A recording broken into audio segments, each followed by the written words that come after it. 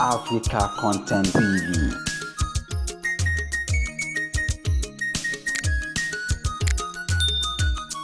Ìgbà tó tọ́ nínú tó tọ́ nínú tó mú sọmọ ní àkátàrà odò.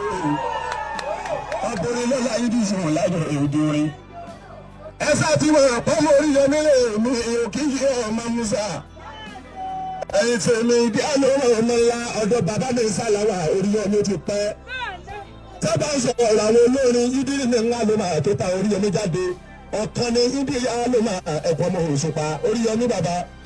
Òní bàjẹ́ fún ẹjọ́ bí bẹ́sẹ̀ yẹ̀ ẹ́ òní mọ̀dúlá abájọ bọ́lá ọ̀sẹ̀ sànú ẹ̀ ẹ̀ sọ fún ọjọ́ ọ̀nà fún ẹ̀ òtítù bẹ́ẹ̀ lọ ìró wọn ni kó pẹ̀lú àkùnàbọ̀ lọ́bẹ̀ ìjẹun ọlọ́run ò jẹ́ ó ti mú ìyẹ̀kù lọ́rẹ̀ ìwọ wọn finú táwọn pàṣírí ọ̀rẹ́ tó kó fẹ́ asẹ́yìn ìgbà lọ́rẹ́ nígbàdo ọ̀rọ̀ sí fún wọn abanijọ́sọ náírà òpin lọ́rọ́ bá pin rìkìsọ máa gbẹ́dì ẹ̀wọ̀n fìdí ẹ̀yẹ bàbá wọn bá ṣojú ẹ̀rọ kálọ̀ ní ìwọ ọmọ kò dá ọ̀la ìmọ̀ pé àwọn sálà ìgbà àtọ̀pẹ̀ láì dá ọlá àánú kan ló jẹ́ ìwọ máa wá èyí tó wù sí ìwọ gbà kó tó tọ̀ta sọ̀rọ̀ ṣùgbọ́n lọ́wọ́ wọn dá kódò kó pàkàkọ́ mú àwọn olóhùn náà.